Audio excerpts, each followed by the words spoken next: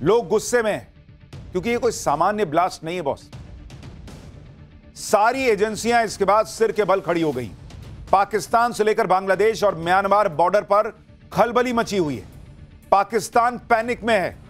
प्रधानमंत्री नरेंद्र मोदी इस तरह से ना कहते कि किसी को छोड़ेंगे नहीं अगर यह कोई सामान्य घटना होती। प्रधानमंत्री ने यह बात इसलिए कही क्योंकि आज जब सीसीटीवी फुटेज आए, जब नए नए वीडियो सामने आए, तो पब्लिक की भी आंखें खुली रह गई बॉस, क्योंकि कल तो जलती गाड़ी देखी थी, लेकिन अब एग्जैक्ट घटना के वक्त के वीडियोस आ गए और इतनी इंटेंसिटी वाला ब्लास्ट, वो भी लाल किले जैसे हाई सेंसिटिव जोन में, ये सबको हैरान कर रहा है। दिल्ली धमाके की जो फुटेजेस सामने आई है, वहां पे कई लोग चैनल चला रहे थे, उनका अलग अलग वीडियो बन रहा था, कई यूट्यूबर्स के वीडियो में ये रिकॉर्ड हो गया। भाई लोग कांप गए, इतना जबरदस्त धमाका था। एक बार आप देखिए वहां क्या हुआ है, फिर आपको बताता हूं पीएम मोदी ने क्या कह दिया जिससे पाकिस्तान में हड़कंप है और जांच में क्या खुलासा हुआ। एक और वीडियो आपको दिखाता हूं, इसमें भी एक और यूट्यूबर के कैमरे में ब्लास्ट जब हुआ तो वो घटना रिकॉर्ड हुई है, कैसे अफरा तफरी मच गई और जो इंटेंसिटी थी ब्लास्ट की, उसको सुनिए जरा एक बार। एक और वीडियो आपको दिखाता हूं, लाल किले के पास के सीसीटीवी फुटेज की तस्वीरें हैं, जिसमें साफ दिख रहा है कि कैसे ब्लास्ट के बाद दहशत फैल गई, लोग वहां पर भागने लगे। आप देखिए पूरा सबका जो काउंटर है वो हिल गया, लोग पैनिक में आ गए बॉस। इस तरह का धमाका कल हुआ है, तो जो उस वक्त तस्वीरें थी वो आपको बताएंगी कि यह कितना भयंकर धमाका था। आपको एक और वीडियो दिखाता हूं, यह ब्लास्ट के ठीक बाद का वीडियो है और इस नए वीडियो में भी ब्लास्ट की इंटेंसिटी का अंदाजा लगता है, किस तरह का हाल वहां पर था। आप इस नए वीडियो में देखिए, इतनी इंटेंसिटी वाले ब्लास्ट किसी एक का काम तो नहीं हो सकता, पूरा नेटवर्क रहा होगा, बहुत बड़ी साजिश रही होगी और इसी साजिश के तहत जांच एजेंसियां किस तरह से जा रही हैं, कैसे धड़ाधड़ अरेस्ट हो रहा है, कौन कौन से खुलासे हो रहे हैं, आज आपको सब बताऊंगा। लेकिन पहले प्रधानमंत्री नरेंद्र मोदी को सुन लीजिए, क्योंकि जिस तरह का यह ब्लास्ट था उसमें एक बात यह भी क्लियर है कि ब्लास्ट का कोई बड़ा टारगेट था, कोई बड़ी प्लानिंग थी और यह प्लानिंग अपने असली अंजाम तक पहुंचती उससे पहले उसे रोका गया। कैसे यह सब हुआ वो बताने से पहले आप सुनिए पीएम मोदी ने कैसे खुला ऐलान कर दिया है। पीएम मोदी भूटान के दौरे पर गए हुए हैं, वहीं से पीएम मोदी ने दिल्ली ब्लास्ट पर क्या बोला कि पाकिस्तान में खलबली मच गई। सुनिए एक बार प्रधानमंत्री को। आज मैं यहां बहुत भारी मन से आया हूं। कल शाम दिल्ली में हुई भयावह घटना ने सभी के मन को व्यथित कर दिया है। मैं पीड़ित परिवारों का दुख समझता हूं। आज पूरा देश उनके साथ खड़ा है। मैं कल रात भर इस घटना की जांच में जुटी सभी एजेंसियों के साथ, सभी महत्वपूर्ण लोगों के साथ संपर्क में था, विचार विमर्श चलता था,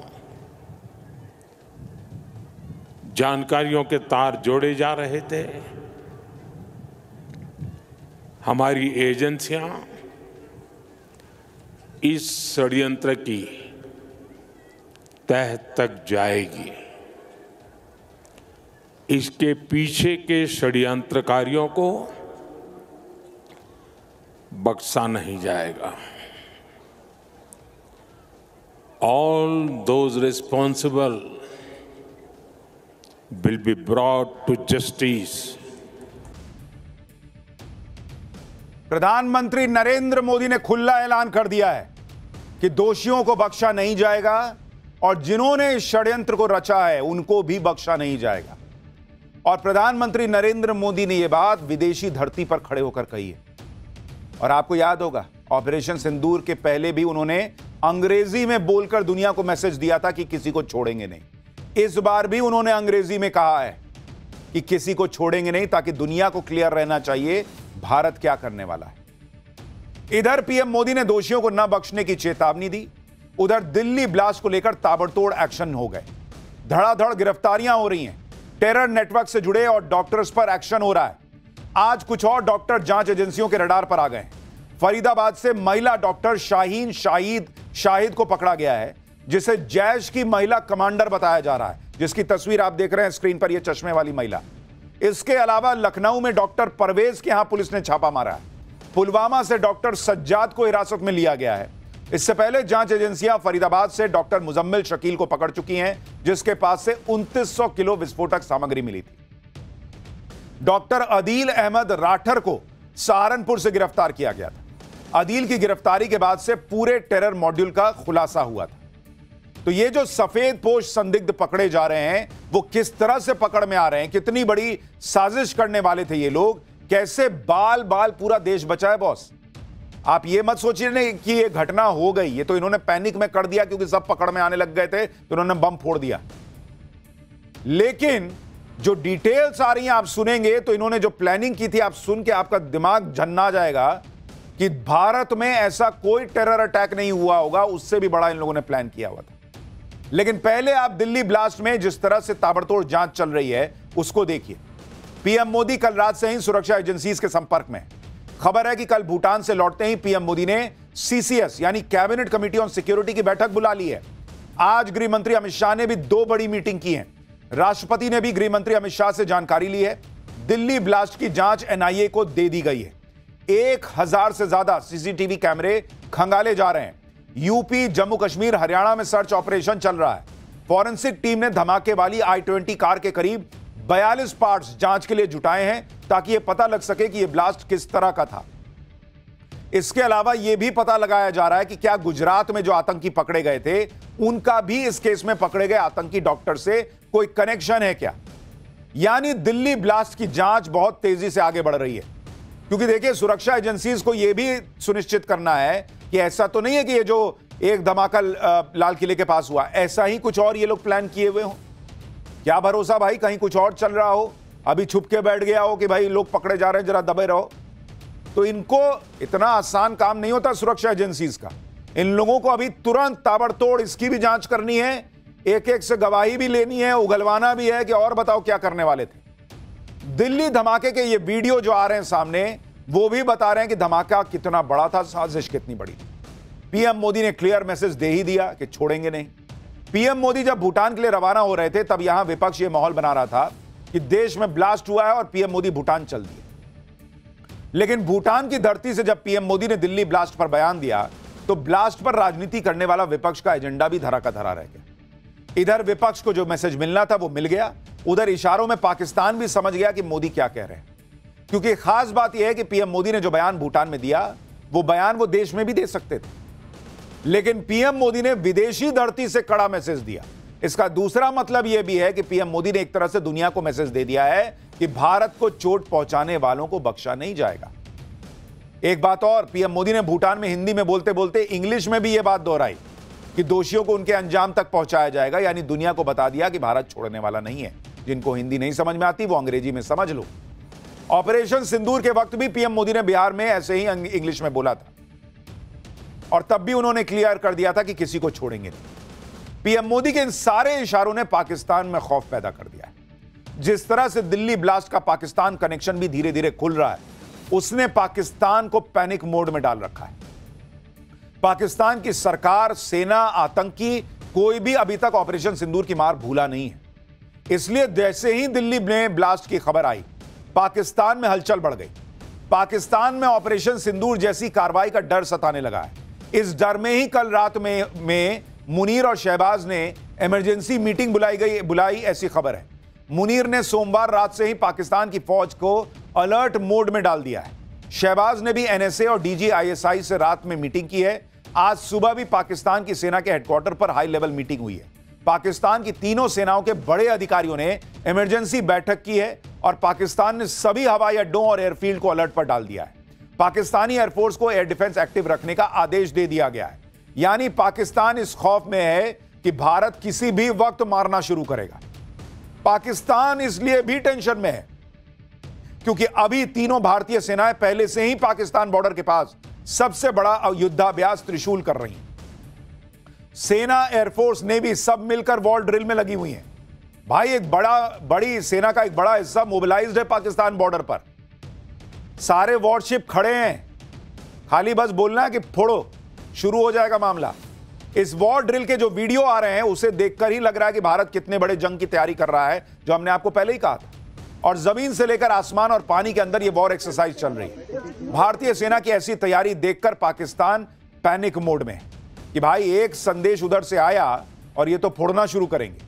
पाकिस्तान के खौफ का मीटर इसलिए भी दौड़ रहा है क्योंकि खुद गृह मंत्री अमित शाह इस ब्लास्ट के जांच की मॉनिटरिंग कर रहे हैं और उन्होंने भी खुला कह दिया कि छोड़ेंगे नहीं।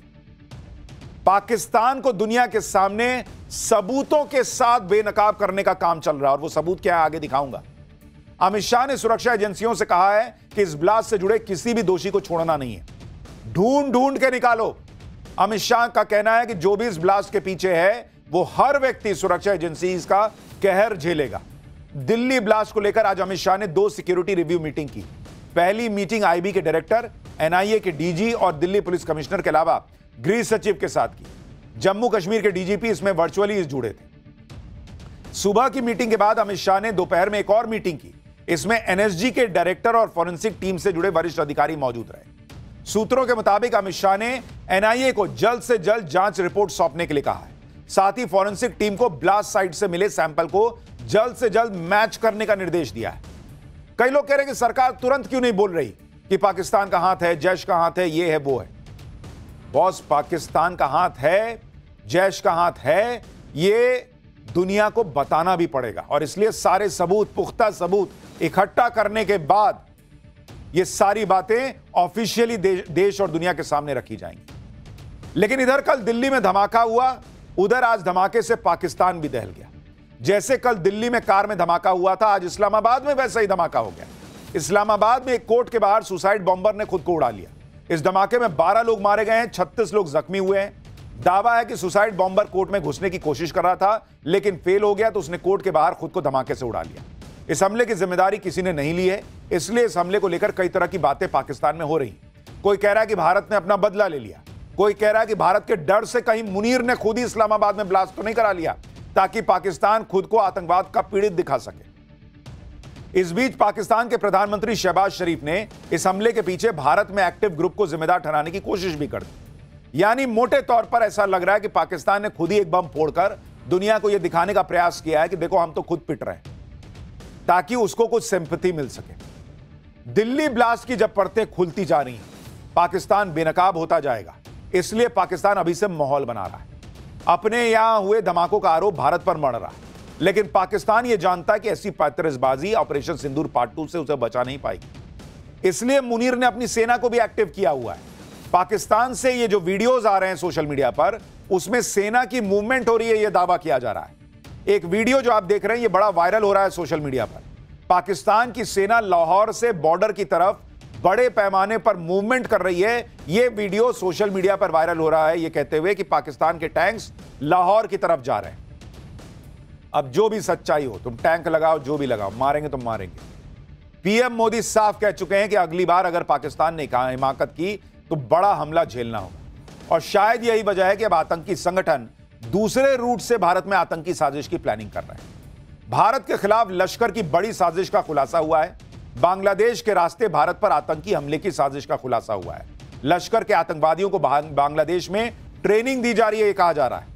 लश्कर तैयबा के कमांडर सैफुल्लाह सैफ का एक वीडियो भी वायरल है जिसमें वो ये दावा कर रहा है कि हाफिज सईद बांग्लादेश के रास्ते भारत पर हमले की तैयारी कर रहा है। यह वीडियो 30 अक्टूबर को पाकिस्तान के खैरपुर तमीवाली में हुई रैली का बताया जा रहा है। एक बार लश्कर के कमांडर सैफुल्लाह को सुनिए।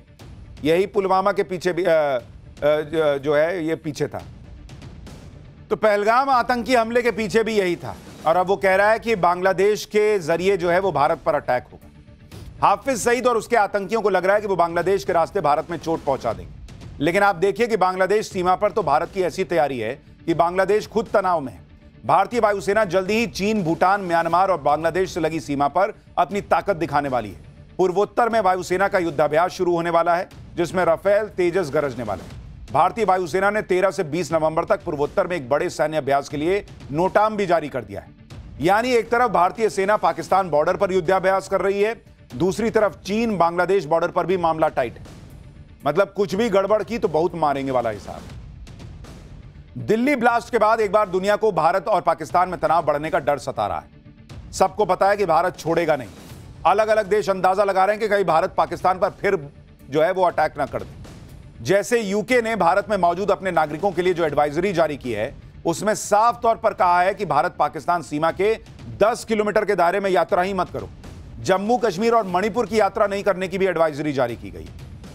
तो ये सारी चीजें घटनाक्रम बता रही हैं कि पाकिस्तान पैनिक मोड में है। नरेंद्र मोदी ने क्लियर कर दिया है कि मारेंगे, लेकिन पाकिस्तान को मारना है तो सबूत लगेंगे। और वो सबूत क्या है? जांच में क्या खुलासा हुआ? अगला चैप्टर देखिए। दिल्ली धमाकों के लिए इतना विस्फोटक कहां से आया? सबसे बड़े खुलासे का चैप्टर, दिल्ली धमाके की जांच की एक एक डिटेल और वो ग्राउंड रिपोर्ट जो आपको पूरा सच बताएगी, अब वो आपके सामने लेकर आ रहा हूं। दिल्ली धमाके की जांच जैसे जैसे आगे बढ़ रही है, दिमाग के तार हिला देने वाली बातें सामने आ रही हैं। नए सबूत, नए वीडियो सबको हैरान कर रहे हैं। इस केस की जांच में सबसे बड़ी कामयाबी तब मिली जब उस i20 कार का वीडियो मिल गया जिस कार में विस्फोटक था। ये वो कार है और ये वो शख्स। आप देखिए कि सीसीटीवी फुटेज में i20 कार दोपहर 3:19 पर लाल किले की पार्किंग में एंट्री करती हुई दिखाई दे रही। धमाके वाली कार जब पार्किंग में जा रही है तो उसमें कुछ लोग भी बैठे दिख रहे हैं। इस तस्वीर में तो साफ नहीं हो पाया कि कार में कौन था। इसके बाद पार्किंग से कार के एग्जिट होने का भी वीडियो मिला। यह कार शाम 6:23 पर वहां से निकलती है। उस वक्त ड्राइवर ने जब पैसे देने के लिए हाथ बाहर निकाला तो उसका चेहरा नजर आता है। जो आदमी इस कार को चला रहा था उसका नाम डॉक्टर उमर बताया गया है और उस वक्त उस कार में और कोई नहीं दिख रहा है। कार के ड्राइवर की शक्ल इससे मेल खाती दिख रही है। ये तस्वीरें आप देखिए। कार सवार जिसकी मौत हुई उसका डीएनए टेस्ट पुलिस करवाने जा रही है, जिसके बाद पुष्टि होगी कि कार में डॉक्टर उमर ही सवार था या नहीं था। यह कार धमाके से पहले कई और इलाके में दिखी थी। दिल्ली पुलिस के मुताबिक, ये देखिए इसमें कोई नहीं बैठा हुआ है, सिर्फ ड्राइवर दिख रहा है। दिल्ली पुलिस के मुताबिक जांच टीमों को यह कार दरियागंज, लाल किला क्षेत्र, कश्मीरी गेट और सुनहरी मस्जिद इलाके में भी दिखाई दी थी। लाल किले में जहां आतंकियों ने धमाके से पहले इस कार को पार्क किया था, वहां से हमारे सहयोगी की एक रिपोर्ट देखिए, फिर आपको बताता हूं कि किस तरह से यह कार जो है वो धमाके के एरिया तक पहुंची। सबसे पहली बात जो निकल के सामने आ रही है वो ये पता चला है कि इसी सुनहरी मस्जिद पार्किंग के पास जो गाड़ी है वो 3 घंटे तक खड़ी थी। जो पार्किंग आप देख रहे हैं यहीं पे वो जो गाड़ी है वो 3 घंटे तक खड़ी थी और यहीं से जो गाड़ी है वो फिर यहां से निकली थी और उसके बाद जो ब्लास्ट वाला स्पॉट है वहां तक पहुंची थी। जो सीसीटीवी का जो फुटेज है, जो फोटो है, उसमें साफ तौर पर अगर टाइमिंग आप देखेंगे तो उसमें पहले एंट्री करते हुए जो गाड़ी है वो इसी पार्किंग लॉट की बताई जा रही है और उसके बाद यहीं से जो गाड़ी है वो यहां से एग्जिट करती है। अब देखिए यहां पर जो एनएसजी की टीम है वो भी यहां पर पहुंची हुई है। एनएसजी की जो टीम है वो आपको यहां पर नजर आएगी। एनएसजी की टीम यहां पर अब पार्किंग लॉट में जाते हुए आपको यहां पर नजर आएगी। एनएसजी की टीम पूरे इक्विपमेंट्स के साथ, ये देखिए यहां पर जो तमाम जो साजो सामान है एनएसजी जो साथ में लेकर चलती है, चाहे जांच करने की बात करें या फिर जो टेस्ट करती है एनएसजी। i20 गाड़ी का जो डॉक्टर उमर नाम का संदिग्ध चला रहा था उसके बारे में जो डिटेल सामने आई है वो भी आपको बताऊंगा। और ऐसे कई डॉक्टर हैं जिनकी धरपकड़ दिल्ली ब्लास्ट केस में हुई है। लेकिन पहले आप ये देखिए कि जिस i20 गाड़ी में ब्लास्ट हुआ उसने 10 नवंबर को कैसे 11 घंटे का सफर पूरा किया। यह कार फरीदाबाद से लाल किले की तरफ करीब 11 घंटे पहले निकली थी और रास्ते में कई जगहों से गुजरी। सोमवार को बताया जा रहा है कि सुबह 7:30 बजे कार फरीदाबाद के एशियन अस्पताल के बाहर सबसे पहले दिखाई थी। इसके बाद सुबह 8:13 पर यह कार बदरपुर टोल पार करके दिल्ली में दाखिल हुई। सुबह 8:20 पर कार ओखला इंडस्ट्रियल एरिया के पास एक पेट्रोल पंप के करीब में नजर आती है। 3:19 पर कार लाल किला परिसर के पास बनी पार्किंग में दिखती है। लाल किले की पार्किंग में धमाके वाली कार करीब 3 घंटे तक पार्क रही। शाम 6:22 पर कार पार्किंग से बाहर निकलती है और लाल किले की तरफ बढ़ती है और सिर्फ 24 मिनट बाद यानी शाम 6:52 पर चलते चलते कार में जोरदार धमाका हो जाता है। Doctor Umar Delhi blast case में सबसे अहम किरदार बनकर सामने आया। धमाके से 3 घंटे पहले उमर कहां था, क्या कर रहा था, इसकी पूरी डिटेल खंगाली जा रही है। पुलिस को जो सुराग मिल रहे हैं वो किस तरफ इशारा कर रहे हैं वो भी समझिए। ब्लास्ट से पहले i20 कार 3 घंटे पार्किंग में खड़ी रही। कहा जा रहा है कि पार्किंग में कार में बैठा हुआ शख्स बाहर ही नहीं निकला, वो 3 घंटे गाड़ी में बैठा रहा। सीसीटीवी फुटेज में भी मास्क वाला शख्स कार चलाता दिख रहा है। एजेंसियां जांच कर रही हैं कि क्या किसी से वो निर्देश ले रहा था या आतंकी उमर किसी के निर्देश का इंतजार कर रहा था। भाई गाड़ी में 3 घंटे बैठ के क्या कर रहा था? मरने की प्लानिंग तो नहीं कर रहा होगा। कहा जा रहा है कि क्या वो हैंडलर्स का इंतजार कर रहा था कि वो अगला आदेश दें कि क्या करना है। उमर को कोई स्लीपर सेल या लॉजिस्टिक सपोर्ट का इंतजार था, इसलिए वो 3 घंटे बैठा रहा पार्किंग में? क्या आतंकी उमर ने 3 घंटे के दौरान किसी से मुलाकात तो नहीं की? यह भी हो सकता है कि आतंकी उमर इलाके की रेकी कर रहा हो, या वो पीक आवर का इंतजार कर रहा हो जब धमाके में से ज्यादा नुकसान हो। यह भी हो सकता है। जांच एजेंसियां आसपास के इलाके का डंप डेटा निकलवा रही, जिससे यह पता लगा पाएंगी कि धमाके के समय मौके पर कितने मोबाइल नंबर सक्रिय थे और किस नंबर से किसे कॉल जा रही थी, ताकि पता चले कि डॉक्टर उमर के साथ उस वक्त वहां मौजूद कोई और शख्स कनेक्ट तो नहीं था और कोई दिशा निर्देश तो नहीं दे रहा था। आप यह भी देखिए कि इस i20 कार का पोल्यूशन भी चेक करवाया गया था। ब्लास्ट से 11 दिन पहले 29 अक्टूबर का यह वीडियो एक पोल्यूशन कंट्रोल सेंटर का है। शाम को 4:20 पर धमाके वाली कार की पोल्यूशन की चेकिंग चल रही है। आप देखिए वीडियो में कार में सवार 3 लोग नजर आ रहे हैं। सुरक्षा एजेंसियां अब इस वीडियो की भी जांच कर रही हैं। अब उसको लगा होगा कि दिल्ली जाना है तो भैया पोल्यूशन चेक करा लो, पता चला पोल्यूशन के चक्कर में, पोल्यूशन सर्टिफिकेट के चक्कर में पकड़ा है तो सब पकड़ा जाएंगे। जांच एजेंसियों की इन्वेस्टिगेशन इस एंगल से भी हो रही है कि क्या दिल्ली में हुआ धमाका फिदायीन हमला तो नहीं था। इस एंगल से जांच क्यों हो रही है वो भी आपको बताता हूं। धमाके में इस्तेमाल i20 कार के मालिक कई बार बदल गए। फर्जी आईडी पर कार की ओनरशिप के कई ट्रांसफर हुए। कार की ओनरशिप को बार बार बदलना आतंकी हमलों में इस्तेमाल करने का आम तरीका है। आत्मघाती आतंकवादी कार बम हमलों के लिए यह तरीका अपनाते रहे हैं। धमाके वाली i20 कार को ही 7 बार खरीदा और बेचा गया। i20 कार गुरुग्राम में सलमान के नाम पर रजिस्टर्ड थी। सलमान कार को ओखला के रहने वाले देवेंद्र को बेची थी उसने, और देवेंद्र ये कार आगे चलकर अंबाला के एक शख्स को बेचता है, जो बाद में पुलवामा के आमिर से होती हुई डॉक्टर मुजम्मिल तक पहुंचती है। और धमाके से 4 दिन पहले ही तारिक ने यह कार रॉयल कार जोन से खरीदी। आखिर में तारिक ने ही यह कार डॉक्टर उमर तक पहुंचाई, यह कहा जा रहा है। जब तारिक ने यह कार खरीदी, रॉयल कार जोन से खरीदी, तो वहां खड़े होकर एक तस्वीर भी खिंचवाई थी, जो कि जांच एजेंसीज के हाथ लगी। यह तस्वीर देखिए, रॉयल कार जोन से हमारे सहयोगी की एक रिपोर्ट देखिए कि वहां क्या हुआ था, वहां से क्या जानकारी मिली है। ये रॉयल कार जोन आप देख रहे हैं, यही वो जगह है जिसकी तस्वीर बहुत तेजी से वायरल हो रही है। आमिर ने यहीं से ही गाड़ी को खरीदा था, जो i20 कार की बात हो रही है। और ये सामने आप बोर्ड देख सकते हैं, यही तस्वीरों में पूरा का पूरा ये सीन नजर आ रहा है। आपकी दुकान कहाँ पर है? मेरे बगल में ये खोखा। तो इसका जो मालिक है वो कहाँ पर है, क्योंकि शोरूम अभी बंद है? वो ले गए, पुलिस वाले ले गए उनको। पुलिस यहाँ से अरेस्ट करके ले गई है अमित को? अमित भैया को, मनीष भैया को देखा था, उनके छोटे वाले भाई को। उनका जो छोटा भाई है मनीष, उसे गिरफ्तार करके ले गए। अमित कहाँ है? पता नहीं मुझे, मैं तो खाली तो यहाँ से जो गाड़ियाँ बेची जाती हैं उनपे बकायदे यहाँ बाहर फोटो खिंचाया जाता है क्या हमेशा? हाँ जी, हमेशा फोटो खिंचाया जाता है। अच्छा, वो चाबी दे के रॉयल कार जोन की, हाँ, और एक फोटो खिंचा लिया जाता है। तो ये हर गाड़ी के साथ होता है? हाँ, सब गाड़ी से होता है, जो भी यहाँ से बिकती है, सब फोटो वोटो सब उन पर रहती है। चलते चलते कार में धमाका होने का मतलब यही है कि टारगेट कहीं और था, और क्या ये लोग उस टारगेट तक जा रहे थे, तभी बीच में कुछ ऐसा हुआ कि पैनिक में आ गए और फिर विस्फोट हो गया, या जो गिरफ्तारियां हो रही थी उसी वजह से पैनिक में थे और कहीं भी जाकर कुछ भी धमाका कर दिया। एक बात यह भी है कि जितनी दूर तक ये कार लाई गई और विस्फोटक लाए गए, उसमें चलते चलते कार में धमाका करने का इनका मकसद शायद नहीं रहा होगा। कोई ना कोई और बड़ा टारगेट रहा होगा, कोई ना कोई और बड़ी प्लानिंग रही होगी, जिसे ये अंजाम तक पहुंचा नहीं पाए, क्योंकि हर तरफ मुस्तैदी थी और पहले से ही धड़पकड़ होने लगी। मतलब अगर इसको आप गौर से देखेंगे, मैं थोड़ा आपको समझाने का प्रयास करता हूं कि अगर इस पूरे घटनाक्रम को आप देखिए, जो i20 कार है वो कहा जाता है कि फरीदाबाद से निकलती है और वहां से निकलकर जाती है बदरपुर, और वहां से उसकी एंट्री होती है दिल्ली के अंदर। अब दिल्ली के अंदर आप देखिए कि वो पहुंचता है लाल किले के इलाके में, और वहां मस्जिद के पार्किंग में 3 घंटा बैठता है। 3 घंटे बैठने के बाद जब मान लीजिए ये पार्किंग है और इस पार्किंग से गाड़ी निकल रही है और ये लाल किले की तरफ बढ़ रही है, वहां पर आप देखिए कि एक जैन मंदिर भी है, वहां पर एक हिंदू मंदिर भी है, और उन दोनों के तक पहुंचने के ठीक पहले यहां पर कहीं पर जो है वो ब्लास्ट होता है।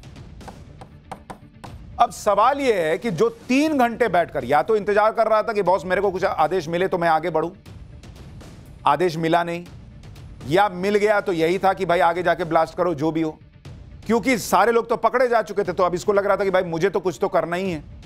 तो अगर वो ब्लास्ट करने वाला था तो इस दोनों मंदिर के पास और ज्यादा भीड़ होती है, लेकिन अगर उसने यहां पर ब्लास्ट किया है तो वही थ्योरी हो सकती है जो हम आपको कल बता रहे थे कि यहां पर पुलिस की बैरिकेडिंग होती है और पुलिस वहां पर हो सकता है मौजूद रही होगी, जिसको देख के, चूंकि भीड़ थी, ट्रैफिक था, तो उसको लगा होगा कि हम दंदना के तो निकल पाएंगे नहीं, तो पैनिक में शायद हो सकता है कि उसने ब्लास्ट कर दिया।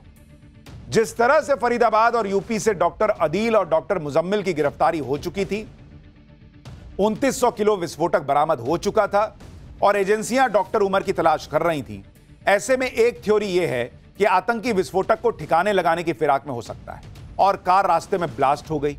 दूसरी थ्योरी यह है कि आतंकियों को पकड़े जाने का खतरा लगा हो, ऐसे में उन्होंने विस्फोटक डिस्पोज करने के लिए धमाका कर दिया। तीसरी थ्योरी यह है कि आतंकियों ने जानबूझकर ब्लास्ट किया और भीड़ को टारगेट करके धमाका किया।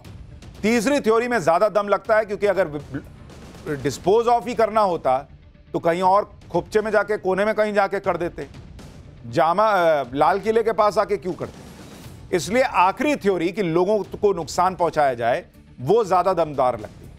लाल किले के बाहर जब धमाका हुआ तो जबरदस्त भीड़ थी, इस दौरान कुछ लोग वीडियो बना रहे थे। ऐसे ही एक वीडियो में धमाके की लाइव तस्वीर सामने आई।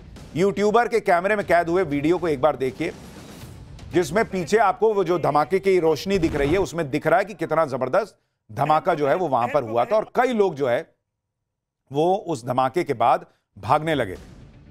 एजेंसियों को अभी कई सवालों के जवाब खोजने हैं, इसलिए इन्वेस्टिगेशन का दायरा भी बढ़ा दिया गया है। ब्लास्ट स्पॉट से फॉरेंसिक टीम ने 42 एग्जिबिट्स कलेक्ट किए, जिनकी कल से लैब में जांच शुरू होगी। इन 42 एग्जिबिट्स में i20 कार के दोनों tyre, chassis, CNG cylinder, bonnet के पार्ट्स शामिल हैं। फॉरेंसिक टीम ने इन 42 एग्जिबिट्स के स्वैब भी लिए हैं ताकि यह पता लगाया जा सके कि किस तरह के हाई एक्सप्लोजिव का इस्तेमाल किया गया। दिल्ली धमाके से जुड़ी एक और बड़ी खबर इस वक्त आ रही है सूत्रों के हवाले से कि जिस कार में ब्लास्ट हुआ उसमें 80 किलो विस्फोटक था।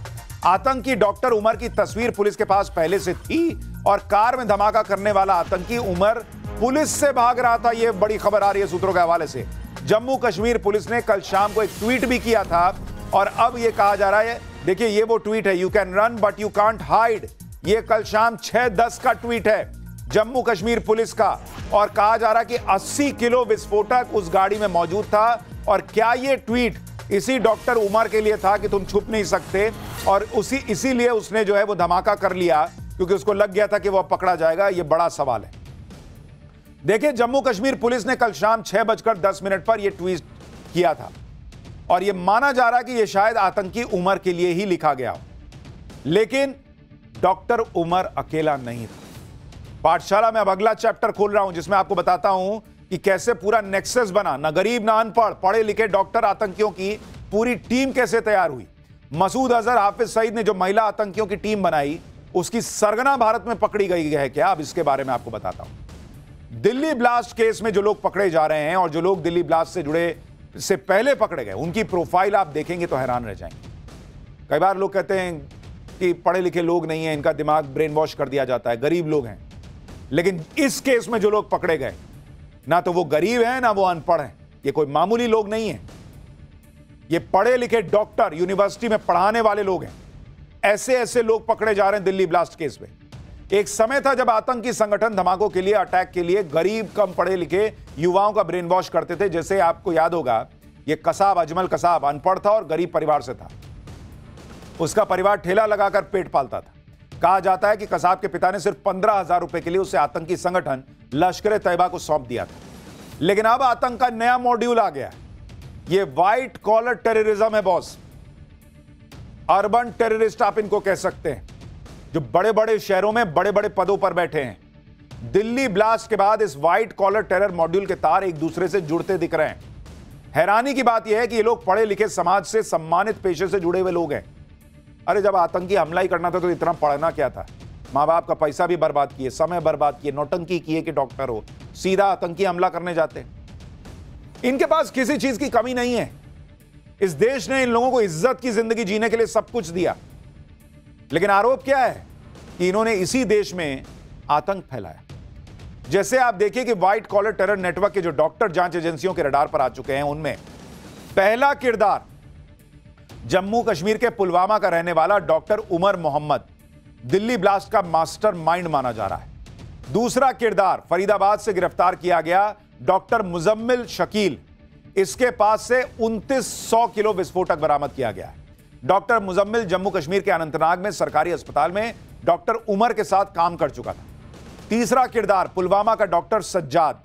इस पर आतंकी डॉक्टर्स का पार्टनर होने का आरोप है। चौथा किरदार डॉक्टर अदील सहारनपुर से गिरफ्तार हुआ। इसके लॉकर से AK-47 राइफल भी बरामद की गई।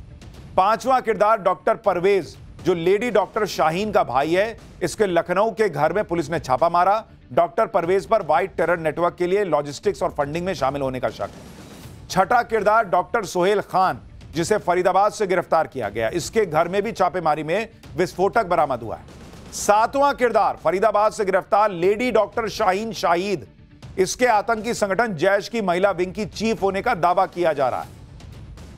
मतलब आप सोचिए बॉस, डॉक्टर्स, सारे डॉक्टर्स, एक नहीं, सब लगभग डॉक्टर जो है, और इनको लोगों का इलाज करना था, ये मासूमों को मारने का काम कर रहे थे। आप सबसे पहले डॉक्टर उमर की प्रोफाइल देखिए, जिसके बारे में कहा जा रहा है कि वो I-20 कार चला रहा था और खुद को उड़ा लिया।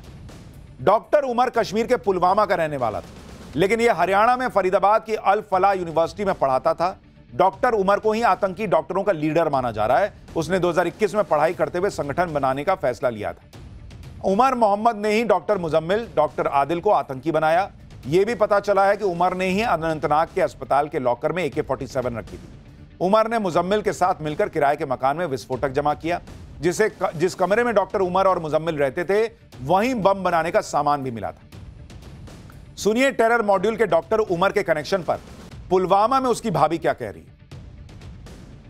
लास्ट फ्राइडे को हमने बात की थी। लास्ट फ्राइडे, उसके बाद कोई बात नहीं हुई? उसके बाद कोई बात नहीं हुई। बच्चों के साथ बातें करते थे, बच्चों से बहुत प्यार था, जुड़ाव था, लगा था। उस वजह से वो ज्यादा बातें, वो जब घर आता था ना, वो क्रिकेट में इन्वॉल्व रहता था। बहुत लगाव था, बहुत लत थी क्रिकेट की उसे, बहुत लत टाइप का वो इंसान था ही नहीं। हमें लगता ही नहीं था। हमें तो बस ये, हमने कितनी स्ट्रगल की उसे पढ़ाने में, यहाँ तक पहुँचाने में, पूरी मेहनत की, पूरी लगन के साथ उसे यहाँ तक पहुँचाया था, ताकि वो कुछ कमा सके और फिर हमें भी कुछ खिलाए पिलाए। आपको क्या विश्वास हो रहा है कि वो ऐसे लोगों के परिवार कभी नहीं कहते कि उनको लग रहा था कि उनका बेटा, उनका भाई, उनका देवर ऐसा कर सकता है। फट गया भाई, दूसरों को मार दिया सो अलग। व्हाइट कॉलर टेरर मॉड्यूल का सबसे खतरनाक किरदार डॉक्टर शाहीन शाहिद इसे माना जा रहा है, क्योंकि खुफिया सूत्रों के हवाले से दावा किया जा रहा है कि डॉक्टर शाहीन भारत में आतंकी संगठन जैश ए मोहम्मद की महिला संगठन जमातुल मोमिनीन की चीफ है। डॉक्टर शाहीन को भारत में टेरर मॉड्यूल के लिए महिलाओं की भर्ती, ब्रेन वॉश और ऑपरेशन नेटवर्क तैयार करने की जिम्मेदारी सौंपी गई थी। व्हाइट कॉलर टेरर का यह नेटवर्क सोशल मीडिया के जरिए धीरे धीरे पूरे देश में फैलाया जा रहा था। जांच एजेंसियों का आरोप है कि डॉक्टर शाहीन लगातार पाकिस्तान में अपने हैंडलर्स के संपर्क में थी। खुफिया सूत्रों के मुताबिक डॉक्टर शाहीन को इस मिशन की कमान सादिया अजहर ने सौंपी थी, जो जैश ए मोहम्मद के सरगना मसूद अजहर की बहन है और पाकिस्तान में जैश की महिला विंग की चीफ है। डॉक्टर शाहीन की UPSC एग्जाम पास करने के बाद साल 2006 में कानपुर के गणेश शंकर विद्यार्थी मेडिकल कॉलेज में असिस्टेंट प्रोफेसर के तौर पर नौकरी लगी थी, लेकिन साल 2013 में डॉक्टर शाहीन अचानक गायब हो गई, जिसके बाद साल 2021 में उसे नौकरी से बर्खास्त कर दिया गया। सूत्रों का दावा है कि डॉक्टर शाहीन फरीदाबाद की अल फलाह यूनिवर्सिटी के डॉक्टर मुजम्मिल के साथ मिलकर टेरर मॉड्यूल तैयार कर रही हैं। जांच एजेंसियां अब यह पता करने में जुटी हैं कि कानपुर के मेडिकल कॉलेज से लापता होने के बाद आखिर डॉक्टर शाहीन का ठिकाना कहां रहा, जिसके लिए आज UP ATS के साथ NIA और जम्मू कश्मीर की ज्वाइंट टीम लखनऊ में डॉक्टर शाहीन के पुश्तैनी घर पहुंची। लखनऊ में डॉक्टर शाहीन के घर से हमारे सहयोगी की एक रिपोर्ट थी। लखनऊ के लालबाग के कंधारी बाजार मकान नंबर 121, ये पता है संदिग्ध आतंकी शाहीन का। ये पुश्तैनी घर है शाहीन का, जहां उसके पिता और भाई जो है शोएब रहते हैं। आज UP police, UP ATS, NIA और जम्मू कश्मीर की पुलिस यहां पहुंची थी और करीब 1 घंटे तक पूछताछ की है। इस पूछताछ में कई सारे ऐसे सवाल हैं जिसके जवाब जानना बेहद जरूरी है। जिस तरह से शाहीन को फरीदाबाद के मामले में गिरफ्तार किया गया है, उसके बाद से लगातार उससे जुड़े हुए राज सामने आ रहे हैं। देखिए, मामला बहुत गंभीर है बॉस, क्योंकि जिस तरीके से पढ़े लिखे डॉक्टर्स आतंकी बन रहे हैं, आरोप लग रहा है। जिस तरीके से महिलाएं अब इसमें शामिल हो गई हैं, यह मामला बहुत बहुत पेचीदा होता जा रहा है। पता नहीं और कितने लोगों का ब्रेन वॉश किया गया होगा। डॉक्टर शाहीन के पिता ने कहा है कि उनकी अपनी बेटी से पिछले 1.5 साल से मुलाकात ही नहीं हुई। वो पिछले 2 साल से घर ही नहीं आई। डॉक्टर शाहीन के पिता को सुनिए। मैं सबके सामने बता रहा हूँ, मेरी मुलाकात करीब 1.5 साल हुई है, भी नहीं हुई है। 1.5 साल से यहाँ पे 2 साल से नहीं आई हैं और 1.5 साल पहले तक की मेरी मुलाकात हुई है। अच्छा। अब एक एक बात इतने लंबे समय से घर नहीं आने का कोई कारण कभी पता चला कि कहाँ है? भाई वो एक इंसान जब ड्यूटी पे है, मैं तो खैरियत ही ले सकता हूँ। अच्छा, आखिरी बार कब बात हुई थी आपकी? आखिरी बार कब बात हुई? अभी मैंने आपको बताया 1.5 साल हुए। आप ये भी देखिए कि डॉक्टर मुजम्मिल खुफिया एजेंसियों के रडार पर तब आया जब पुलिस ने यूपी के सहारनपुर से डॉक्टर आदिल को गिरफ्तार किया। डॉक्टर आदिल सहारनपुर के प्राइवेट अस्पताल में प्रैक्टिस कर रहा था, जबकि डॉक्टर मुजम्मिल फरीदाबाद के अल फलाह यूनिवर्सिटी के school of medical sciences and research centre के हॉस्पिटल में सीनियर डॉक्टर और लेक्चरर था। खुद फरीदाबाद के यूनिवर्सिटी कैंपस में रहता था। आखिर भारत में नए किस्म के टेरर मॉड्यूल की यह पूरी कहानी क्या है, इसको सिलसिलेवार ढंग से समझना होगा। दरअसल 27 अक्टूबर को श्रीनगर में जैश ए मोहम्मद का पोस्टर नजर आता है। जांच के दौरान पुलिस के हाथ एक सीसीटीवी फुटेज लगता है। उस सीसीटीवी फुटेज में डॉक्टर आदिल पोस्टर लगाता दिखता है। 6 नवंबर को पुलिस डॉक्टर आदिल को यूपी के सहारनपुर से गिरफ्तार करती है। 8 नवंबर को पुलिस सरकारी मेडिकल कॉलेज अनंतनाग में छापा मारती है। अक्टूबर 2024 तक डॉक्टर आदिल जो है वो यहीं काम करता था। डॉक्टर आदिल के लॉकर से छापेमारी में AK-47 राइफल मिलती है और यहीं से सारी कहानी खुलती जाती है कि कितनी बड़ी प्लानिंग हो रही थी। दिल्ली ब्लास्ट होने के फौरन बाद ही इस पर राजनीति भी शुरू हो गई। कहा जाने लगा कि अरे ये तो इंटेलिजेंस फेलियर है, सरकार क्या कर रही है, अमित शाह को इस्तीफा देना चाहिए। दिल्ली ब्लास्ट कितनी बड़ी साजिश थी और इसे कैसे सुरक्षा एजेंसियों ने रोका, आपको इस ब्लास्ट से पहले जो हुआ वो समझना चाहिए। 2900 किलो अमोनियम नाइट्रेट पकड़ा गया। आईडी बनाने का सामान मिला, केमिकल, रेजेंट्स, इनफ्लेमेबल मटेरियल मिला है जिससे अमोनियम नाइट्रेट से बम बनाया जा सके।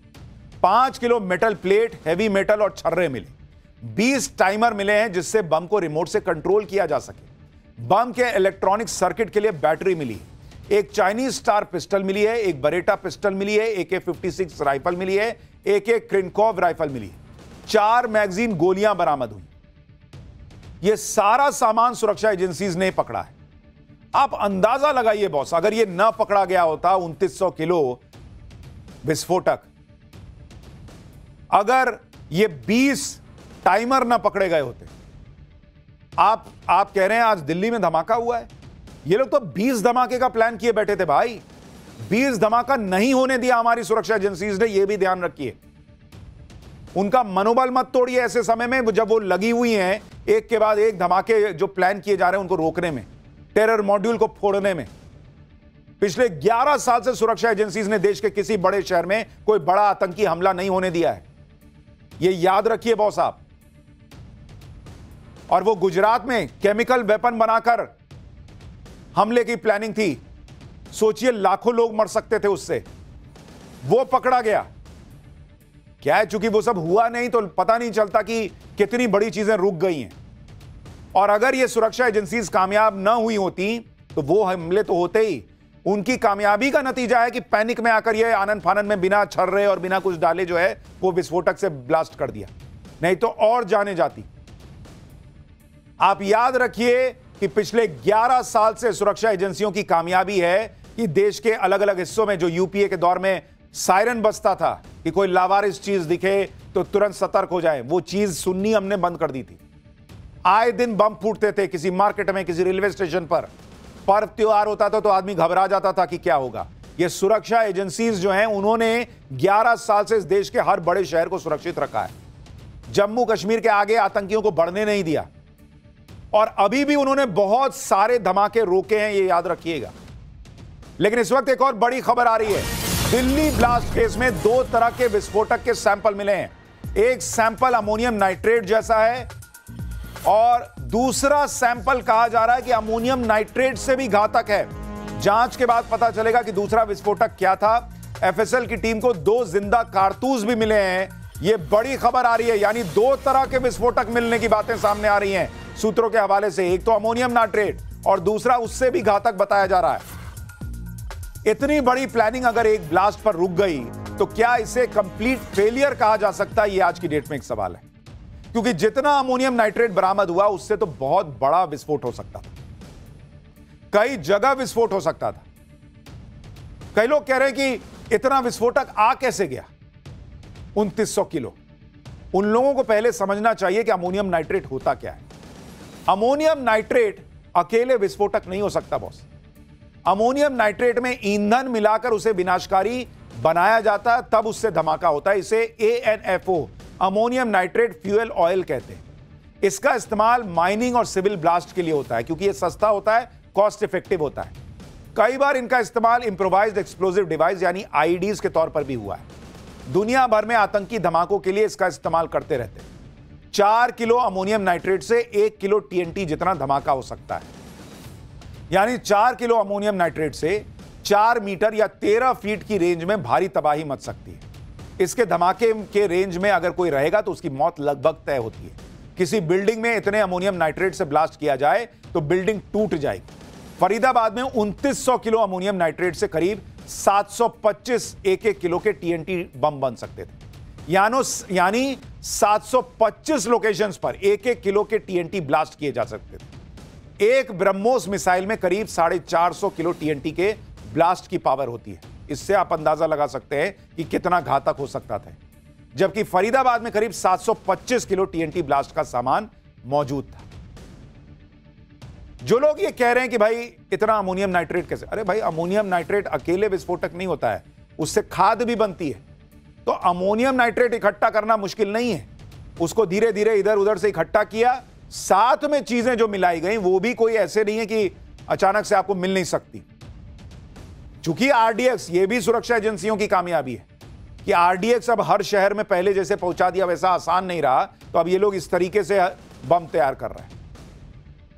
आप ये भी देखिए कि दुनिया में कई जगह आतंकियों ने अमोनियम नाइट्रेट की मदद से ही धमाके किए हैं। 1995 में अमेरिका के ओक्लाहोमा सिटी में आतंकी हमले में 168 लोगों की जान गई थी। 2200 किलो अमोनियम नाइट्रेट से बने बम ने पूरी इमारत तबाह कर दी। साल 2002 में इंडोनेशिया के बाली में आतंकी हमला हुआ था, जिसमें 202 लोग मरे थे। यहां भी अमोनियम नाइट्रेट से भरी वैन में धमाका हुआ था। जुलाई 2011 में मुंबई सीरियल ब्लास्ट हुए थे, इसमें 18 लोगों की जान गई थी। मुंबई सीरियल ब्लास्ट में भी अमोनियम नाइट्रेट का इस्तेमाल किया गया। आप यह भी देखिए कि भारतीय सुरक्षा एजेंसीज ने ऑपरेशन सिंदूर के बाद से कितने आतंकी हमलों को नाकाम किया है। भाई 20 मई को पंजाब में एनकाउंटर से BKI मॉड्यूल को नाकाम किया गया। 11 जुलाई को पुंछ में आतंकियों के छिपने के ठिकाने को उड़ाया गया। 20 जुलाई को पंजाब में BKL के 3 आतंकी गिरफ्तार किए गए। 24 जुलाई को गुजरात यूपी में अल कायदा IS का मॉड्यूल खत्म किया गया। 12 अगस्त को पंजाब राजस्थान में ISI समर्थित टेरर मॉड्यूल का खुलासा हुआ।